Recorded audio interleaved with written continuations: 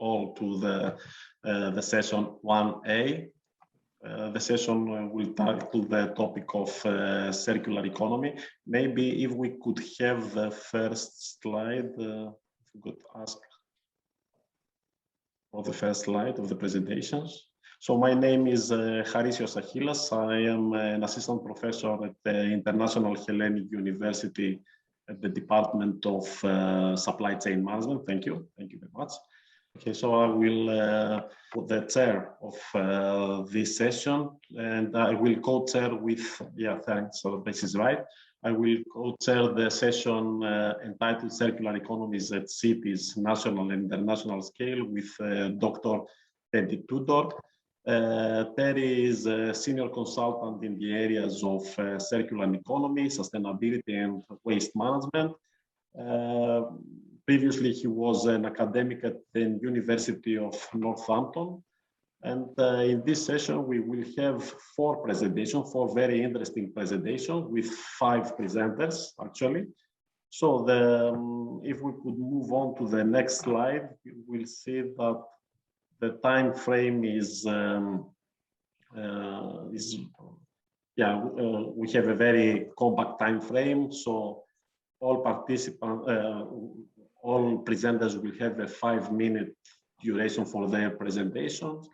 Okay, if you want, all participants can leave your names and organizations in the emails for contacts in the chat. And in this session, there will be 4 5-minute presentations followed by a discussion with speakers. Questions from participants are welcome, so please use the chat box and indicate your name and organization in order to have your questions recorded. And the discussion session will follow the presentation. At the end of the 4 presentations, we will have some time. If we keep the 5 minutes, we will save some time for discussion at the end. Moreover, there will be a voting procedure, so you could go to the poll part, as you will see in the website in World Resources Forum 2021. There is a poll at the bottom side, bottom right of this slide. You can see where you will find the polls. It is very easy, I suppose. And there are 2 questions one about the best presenter, the one who you find the best presenter out of 5, and the most interesting research presenter. Most voted presenters will be awarded at the closure ceremony on Thursday.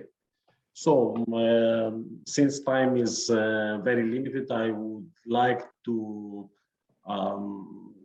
go to the first speaker, to the first presentation. This will be, if we move to the next slide, yes. So I welcome Dr. David Ness in order for him to present his work on rebalancing resource disparities between partner countries. Dr. Ness is an adjunct professor at UNISA STEM at the University of South Australia, with a background in architecture and strategic infrastructure planning. And Dr. Ness conducts research on fair, sufficient, and circular research use. So Dr. Ness, the online floor is yours. You could start your presentation. Thank you very much, Achillas. I must apologize to everyone for my video. The next slide, please, Achillas. The resource disparities. The champagne glass diagram on the left shows resource consumption in relation to world population according to 5 income groups. It clearly highlights the wealth and resource consumption disparities between the rich 20% of the global north, shown by the bowl of the champagne glass, versus the deprived south in the stem. This disparity is also reflected in trade between resource-rich but low-income countries of the south and high-consuming, high-income countries of the north. Researchers have called this phenomenon ecologically unequal exchange.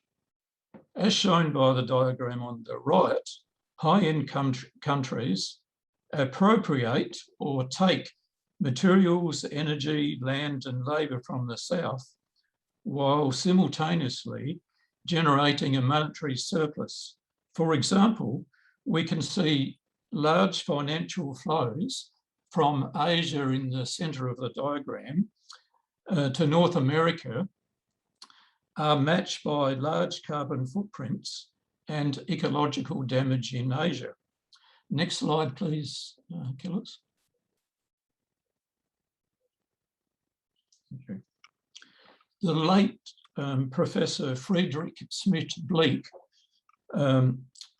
honorary president and co-founder of World Resources Forum, produced this material flow reduction scheme, showing different and converging pathways for the global North and South. The North should reduce consumption by a factor of 10, a very large 90% within 50 years, enabling the South to double its resource use before itself reducing. Hence our research focus. Is there an equitable, just, and mutually beneficial circular economy model for rebalancing resource disparities between partner countries? In this, circularity is not enough. We must also reduce unbalanced resource consumption and enable social benefits. Next slide, please. Our research method used the Safe and Just Space framework developed by Leeds University, involving various indicators for enabling a social foundation, including life satisfaction, income, and employment, within an overall ecological ceiling, including carbon and ecological footprints. Using the Leeds system, we can compare trading partners in terms of their performance. In the example shown, Papua New Guinea and Australia are compared, and we find that Papua New Guinea on the left is deficient in social foundation, whereas Australia far exceeds its ecological ceiling. You can see a lot of red there.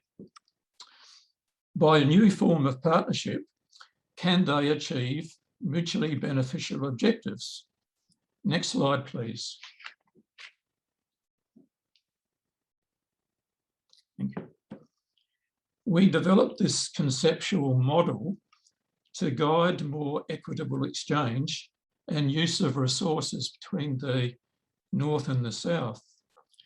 The North, on the right, shrinks its consumption, while the South needs to expand its services and infrastructure. Countries of the North, such as Australia, must reduce ecological damage by reducing consumption, carbon, and pollution via circular approaches. You can see in the centre, rethink, reduce, reuse, and recycle. While sending less waste to the South, they provide more financial, technological, and human capital support to the South.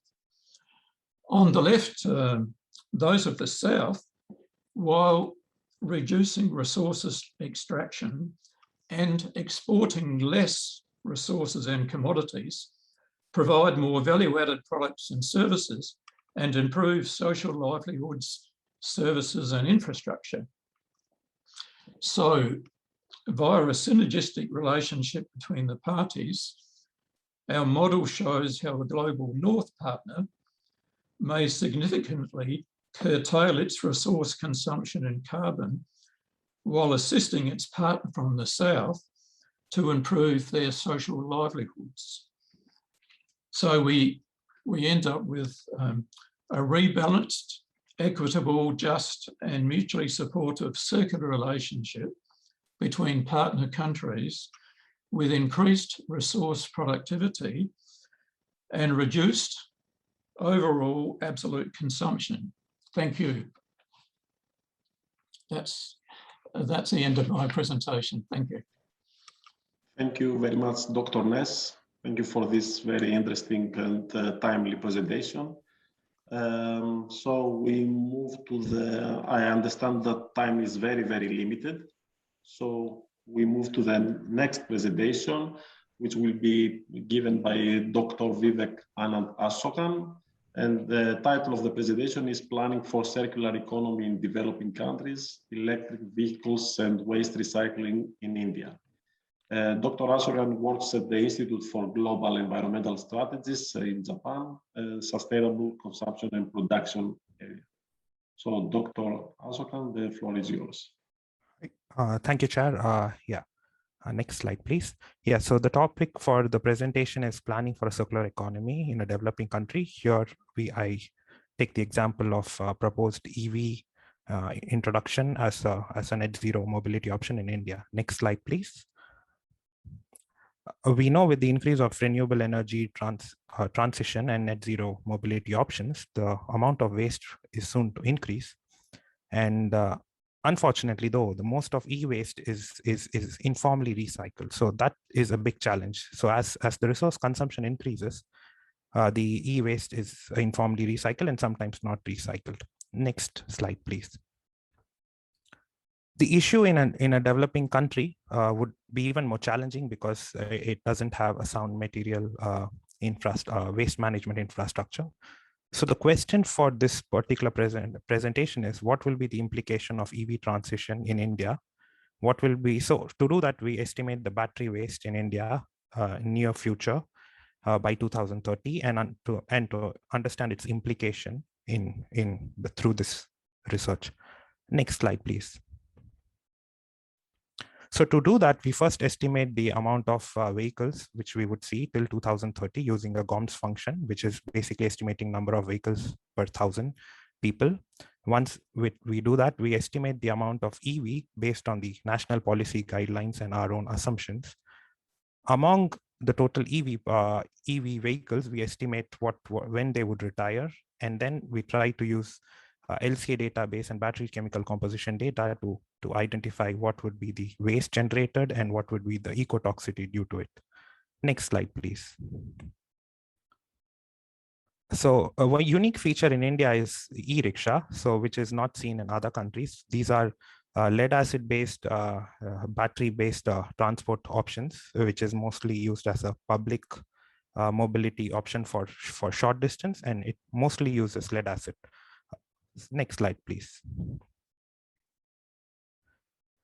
So first, as I introduced in the methodology, here we have estimated the amount of two-wheelers, assuming an economic growth of 6.6. This is well below current economic growth, but still, and within that, we have assumed the EV ratio, which is 80 for two-wheelers and 70 for four-wheelers by 2030, which is the India's stated goal. And we have allocated among these two-wheelers and four-wheelers different kinds of batteries. One is lead acid battery, which is currently popular, and another NCX battery, which is a lithium-ion battery. And we have assumed that the share of NCX battery for car and e-rickshaws will increase in future, as shown in the graph. And we have taken a variable distribution to assume what would be the failure rate of the battery. As we see, the lead acid battery has a failure rate, high failure rate, and then most of the batteries fail within 2 years, and it's higher for the other batteries. Next slide, please.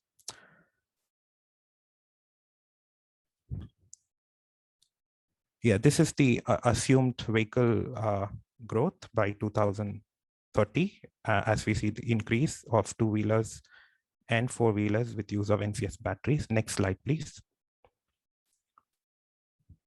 So here we have modeled based on these assumptions. We see that the lead acid battery would start failing in huge numbers by 2025 and even increasing further. Whereas for the other NCX batteries, it would take time. So what we want to stress here is that if India takes a e-mobility net zero mobility option based on lead acid battery, the challenge of managing battery waste is very immediate and needs to be managed sooner within 2030. Next slide, please. And similarly, we have, based on this retirement of battery waste, we have estimated the environmental impacts in terms of both solid waste for both lead acid battery and NCX. As we see, again, the challenge from lead acid battery is more immediate and urgent, especially because in India, lead acid battery would still form a higher component till 2030. Next slide, please. So through this presentation, I want to stress that lead acid battery has a lower lifespan. So since India would be using this, the challenge of battery waste is very immediate and not far away as it would be in developed countries, especially because e-rickshaws are popular and also two-wheelers use lead acid battery. It's also possible lead acid batteries are used in cars and two-wheelers, but we have not assumed it for our model.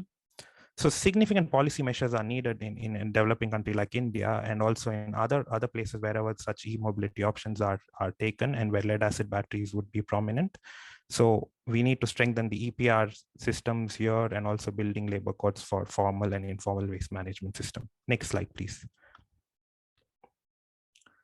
So this is one major conclusion, is that we first time want to discuss zero mobility option in a developing country and what would be the waste management generation modeled based on assumptions and current statistical availability. And then failure to dispose this waste would cause a tremendous environmental damage to the laborers and also to the environment, especially because batteries with shorter lifespan might be used in developing countries.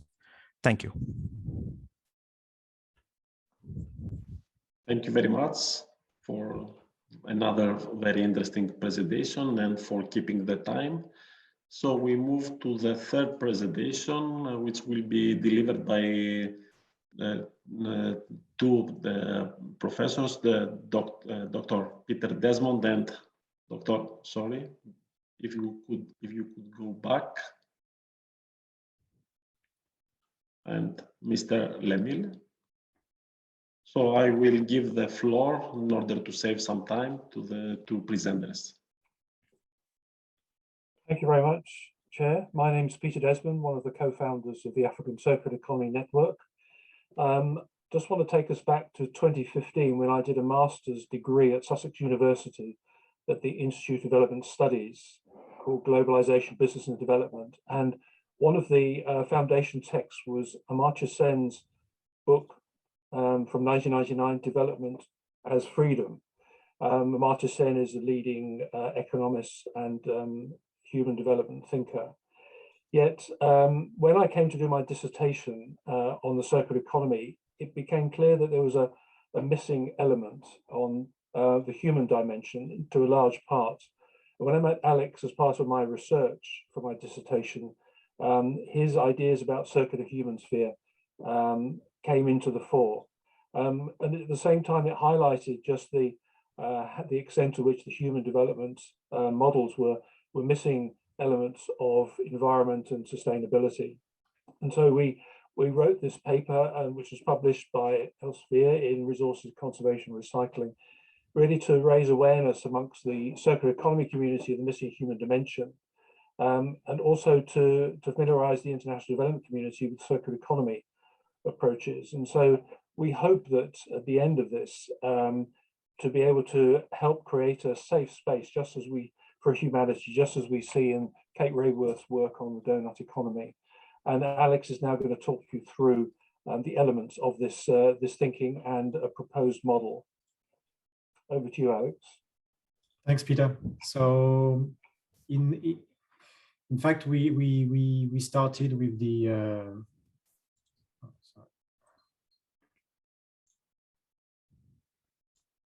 Okay.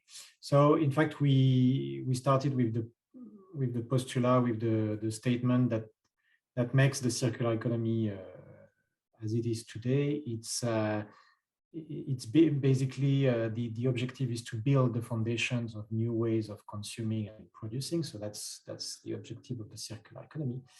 And if this model is to become the next economic frame, the next axis whereby we will build the economies to come, well, here we are again users and consumers of product and services. So, which is, don't get me wrong, which is great. But the idea is to say, okay, what's in it for me and how can I make this? I mean, it seems that there is a link between making systems more circular in order to reduce the environmental impact. At least that's the belief behind the circular economic model. But how about seeing us as people with different values, so that we are not only in just an economic exchange, but ensuring that everybody is following this wave and this transformation, which is definitely needed. So I will show you now a proposed framework which we proposed in that paper. That is an invitation to show the path to strengthen not just the policy framework as you see here, the first circle, but to say, together with the approach of circular economy, let's go a little bit beyond that, just becoming users and consumer, be it responsible or you name it, and say, okay, how about connecting the circular economy with the human development objective of strengthening capabilities and choices for communities and people, and use that as a springboard to better quality of life, basically. So here you have the first external circle of what could be the relationship between circular economy and human development objectives, as an invitation to create a macroeconomic policy framework in order to ensure equal access to common pool of resources.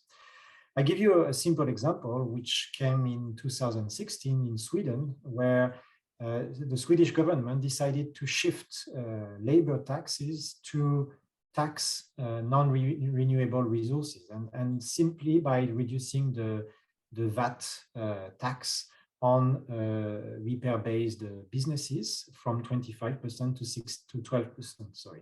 So it's an invitation to go for more repair-based services in Sweden, and it creates jobs. Here in the second inner circle, we are into focusing on not just circular economy business model, but inclusive circular economic business model in order to create more value for people and obviously for the planet. But it's first talking to people so that we can lower the impact on the planet.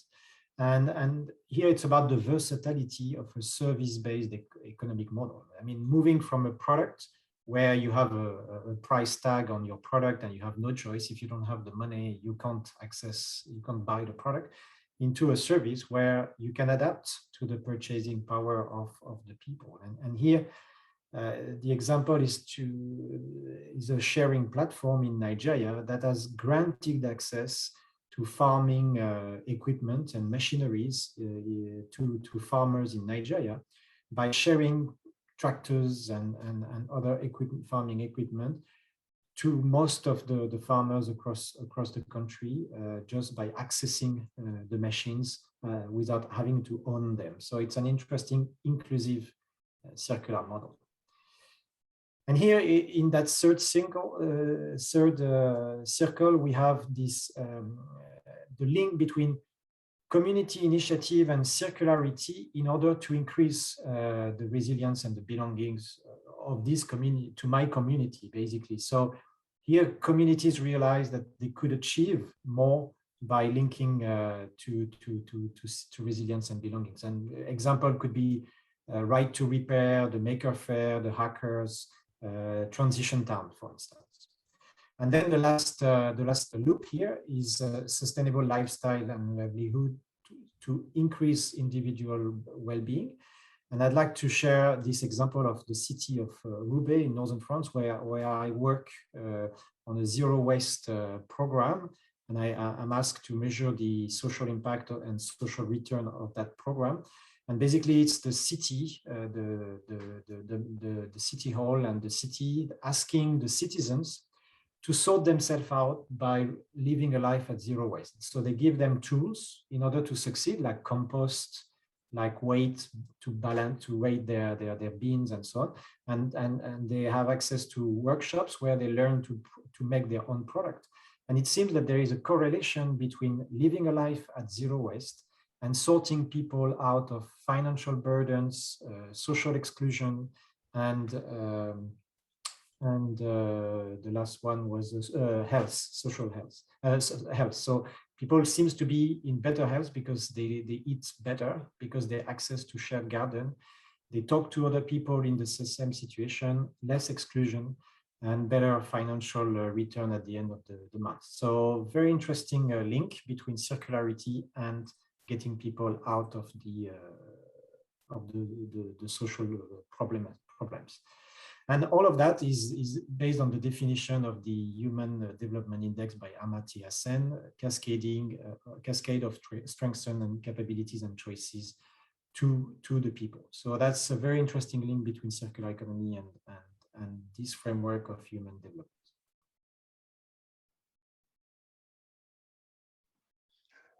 Thank you, Peter. Thank you, Alex, for your presentation.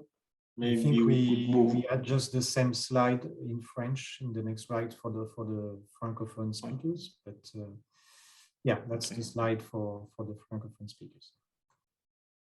So your presentation is over, right? Yep, thank you. So okay, thanks a lot. Thank you. So if we could move to the next slide.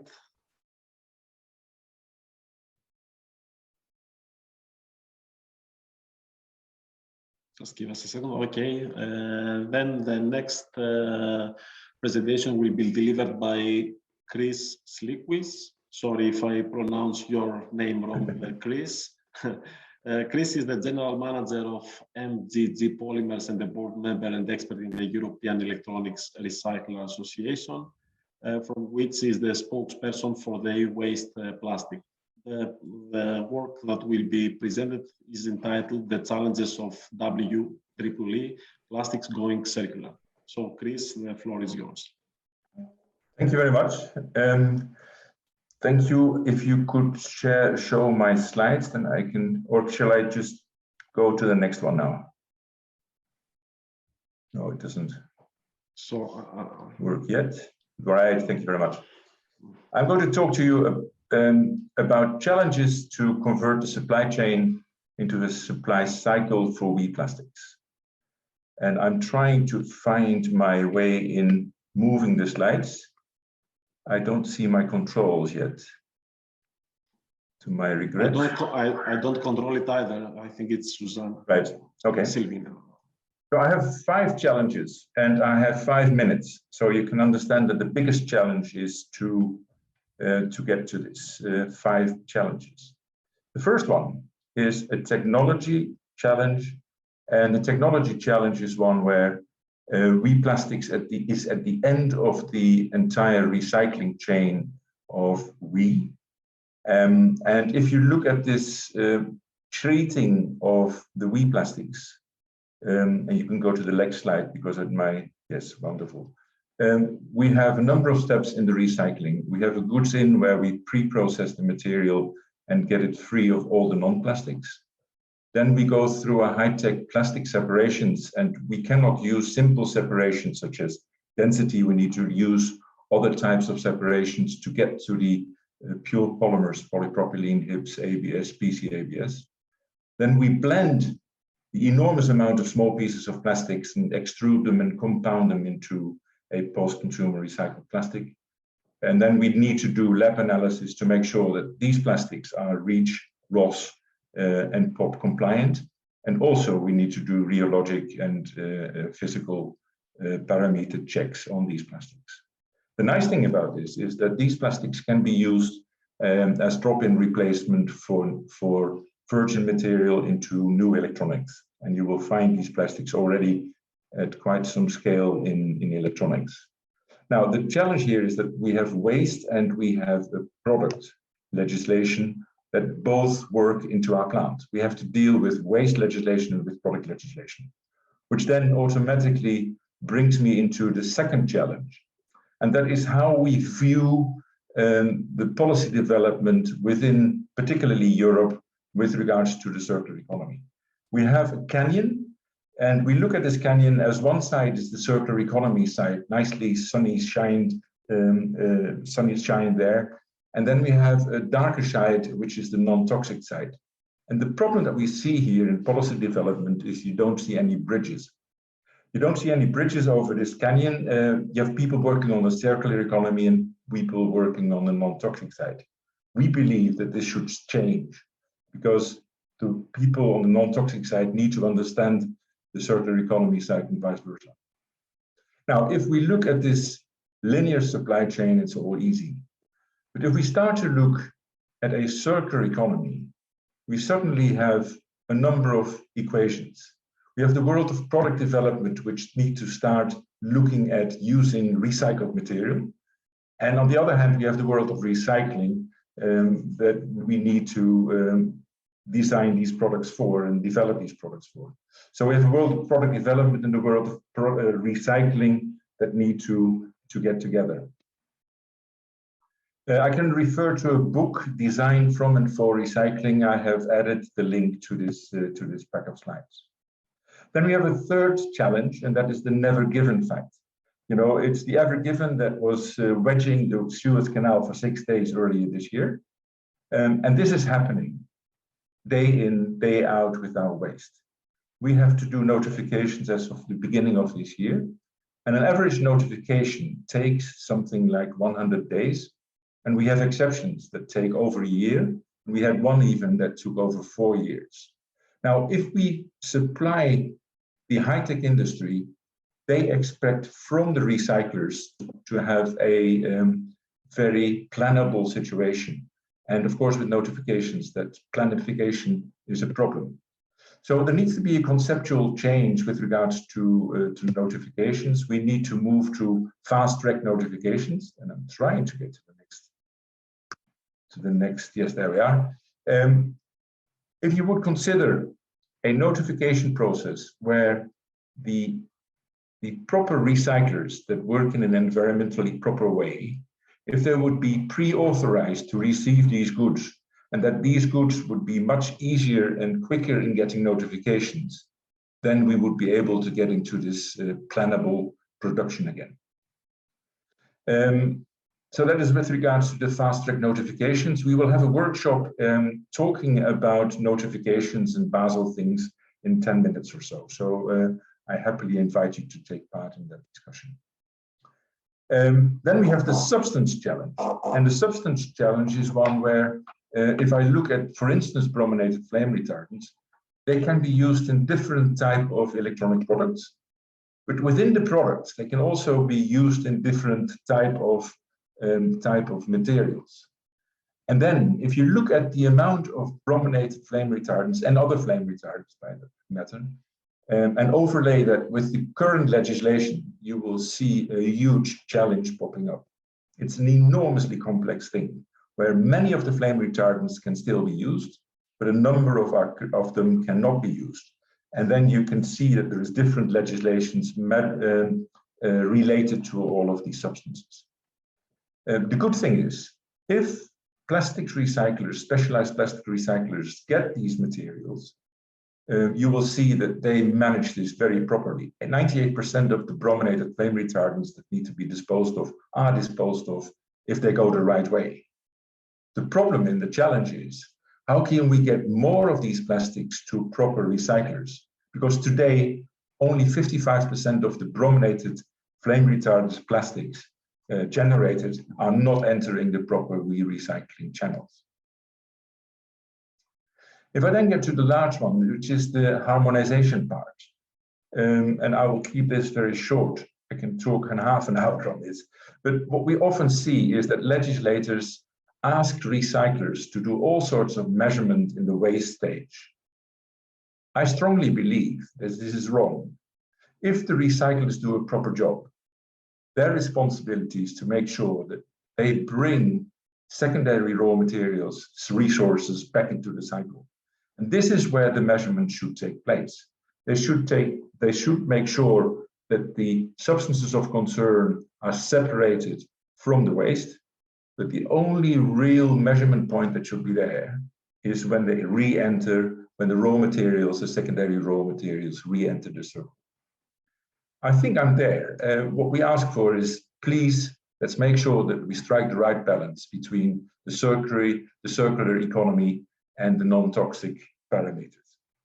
Thank you very much. Thank you, Chris. I think this was the last presentation.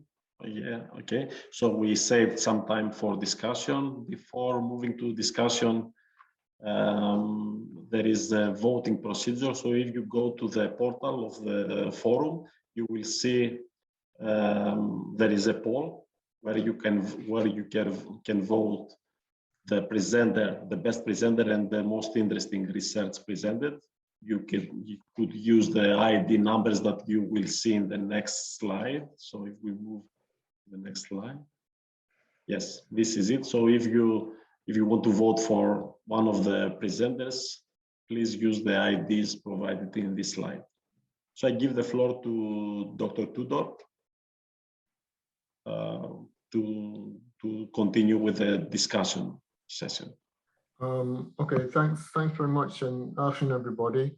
But first of all, can I just, I suppose, let's just give a virtual round of applause to all of the presenters. You know, in this sort of a very quiet virtual round of applause. In this world that we're living in. And, you know, certainly, again, you know, sort of thanks to everybody for the presentations. I mean, I've been on the other side, and I know the work that goes into actually putting the presentations together. So, you know, it's much appreciated. And it certainly sort of gives an indication of the kind of breadth of issues and concerns and challenges and opportunities that there are in terms of circular economy space. So we've got about 10-ish kind of minutes for questions. I don't know if there are any questions or comments to get us started. So I can see in the Q&A there's a comment from Martin. Answer David. I don't know. Okay, so I think I'll have to read it out rather than Martin being able to actually speak. So so Martin was basically, so this is a query comment to David, really, I guess. So Martin was basically saying that what we kind of need to do is to focus on reducing sort of consumption in the north, so we sort of move towards a more post-capitalist transition in the global north, basically. So essentially, his comment is that in order for what you kind of propose to work, David, we have to move towards a more post-capitalist society in the north. I don't know if you want to respond to that, David. Yes, thank you, Terry. Yeah, Martin, I agree with Martin. That's a longer-term aim, but we can't wait. So, in the shorter term, the high-income countries really need to dramatically reduce their resource consumption, because they've already got a fair bit of infrastructure and buildings and so forth, but they keep producing more. So I believe they can reduce the resource consumption by concentrating on the services. So they can try to deliver services such as via digital means, which will involve much less material resource consumption. and they can make much better use of what they've got. Yeah, but in the longer term, I agree with Martin. But yeah, so that's my answer. I hope that helps. Yep, that's fine. That's fine. Thanks. And so basically about sort of moving towards a more service-based. Yeah. Sort of encourage, facilitate that sort of growth. Okay. Thanks very much, David. So, Vivek, just while Vivek, in terms of your presentation, so I mean, you sort of talked about like the batteries and the sort of issue. Would it be possible to give us a sense of the costs, the kind of infrastructure needs that would be required to kind of manage the batteries in India to get it to the ideal that you kind of outlined, basically? Yeah, so currently the EV is like very less than 1%, and we really don't know what kind of batteries might come up. So if we are talking about the ones which are lead lithium-ion batteries which are available now, which would be like the NCX batteries, here I think the technology is mostly available outside. So if you want to really recycle it, you really need to know what is the chemical composition and how to recycle them. So here I think is a bit more tech intensive. So there I think some kind of collaboration between like local collaborators might be needed. I think those kinds of collaborations are happening in India. Lead acid is more easy to recycle, like is manually intensive, but the thing is it's a very low economy skilled job. So the problem is, if we see that lead acid batteries is more prominent in the market, then the environmental cost and the human cost would be more. And if we need good battery with the longer lifespan, but it's expensive. So it's going to be like a chicken and egg problem. So though we have assumed a 50-50 split between lead acid, it has to be seen how we move in next 5-10 years. But in the batteries we take, what is important is how do we build the waste management infrastructure, train the manpower, make sure that companies collaborate with, say, city governments or automobile manufacturers and so on. So I think that is something which has to be thought about. And the other challenge is we have to make sure that the waste is not sent back to developing countries as it happens, or it has happened till now. So in terms of even plastic sometimes, or shipbreaking and so on. So I think that's another issue which I did not touch here, but yeah, that's something we need to talk about. That's huge. That's yeah, cool. I think we could talk about that for many days in terms of the kind of issues that you kind of highlighted there. But let's move on to Peter and Alex. Again, a very interesting presentation, very conceptual, and it was interesting because you sort of gave some examples as well too, from different countries as well. One of the things that I was curious about was in terms of how might we go about scaling that concept, scaling some of those examples that you mentioned.